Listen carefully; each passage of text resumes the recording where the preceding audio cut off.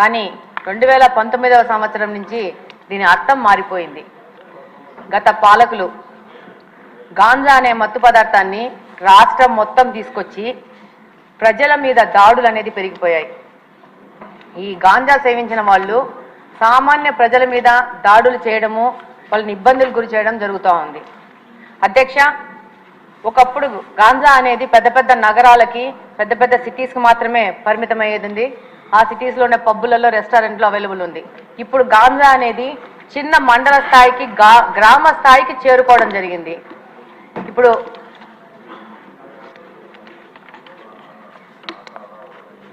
ఈరోజు మామూలుగా తిరుగుతూ ఉంటే ఈ గాంజా ఇంత ఎక్కువైపోయింది ఏమని మాట్లాడుతుంటే స్టూడెంట్స్ అడుగుతూ ఉన్నారు, మాకు గాంజా ఎక్కడ దొరుకుతుందో తెలిసినప్పుడు దీన్ని కట్టడి చేయాల్సిన పోలీసులకు తెలియదా అది ఎక్కడ దొరుకుతుందో అని చెప్పేసి. ఎంతోమంది స్టూడెంట్స్ కలిసినప్పుడు ఎలక్షన్ క్యాంపెయినింగ్లో ప్రశ్నించడం జరిగింది.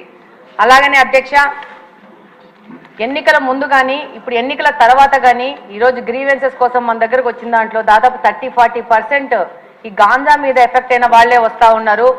ఎలాంటి సమస్యలు అంటే మనకు సభ దృష్టికి తీసుకొస్తే ఇది ఒక తమాషా వ్యవహారం ఉంటుంది.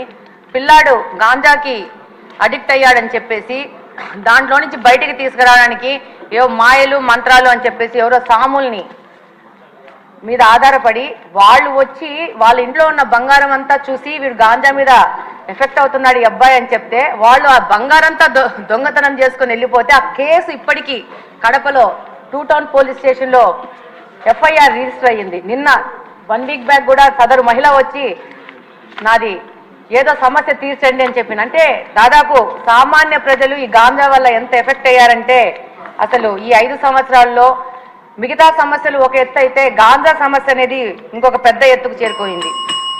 అలాగనే అధ్యక్ష, ఈ గాంజా సేవించిన వాళ్ళు సామాన్య ప్రజల మీద షార్ప్ ఆబ్జెక్ట్స్, ఇందాక హోమ్ మినిస్టర్ గారు అన్నట్టు బ్లేడ్ బ్యాచ్ అంటారు, వాళ్ళు అది బ్లేడో షార్ప్ ఆబ్జెక్టో చిన్న నైఫ్లో తెలియదు కానీ ఆ గాంజా మత్తులో వాళ్ళకు అంతకుముందు వాళ్ళతో ఏదైనా గొడవలు జరిగినా కానీ ఏమి జరిగినా కానీ ఏ విధమైన ప్రొవొకేషన్ లేకున్నా కూడా వాళ్ళని అటాక్ చేయడము, వాళ్ళ మీద దాడులు చేయడము, దాదాపు వాళ్ళకి ప్రాణం మీద ప్రమాదం వచ్చే లాగా దాడులు చేస్తూ ఉన్నారు.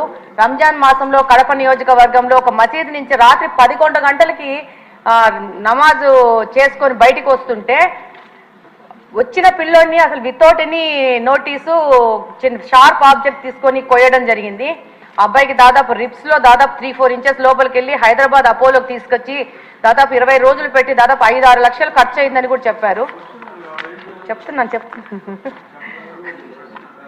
అయితే దాని మీద పోలీసు వాళ్ళకి దగ్గరికి వెళ్తే చాలా నామినల్ దొమ్మి కేసు, చిన్న 2 మనుషులు కొట్టుకుంటే జరిగిన గొడవలాగా కేసు రిజిస్టర్ చేశారు.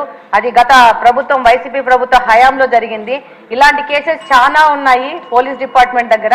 వాటన్నిటిని కూడా మళ్ళీ చెక్ చేసేసి వాటిని సరైన ఎఫ్ఐఆర్ రిజిస్టర్ చేసి వాళ్ళకి న్యాయం చేయాలని కోరుకుంటున్నాను. అలాగనే ఈ గాంజా మీద ఒక స్పెషల్ టాస్క్ ఫోర్స్ ఏర్పాటు చేసి ప్రత్యేకంగా మీకు అవసరం ఉంటే నాకంత తెలియదు కాబట్టి స్పెషల్గా రిక్రూట్ చేసుకునైనా కూడా దీని మీద ముందుకు పోవాల్సిన అవసరం ఎంతగానో ఉంది. లేకపోతే సమాజం మొత్తము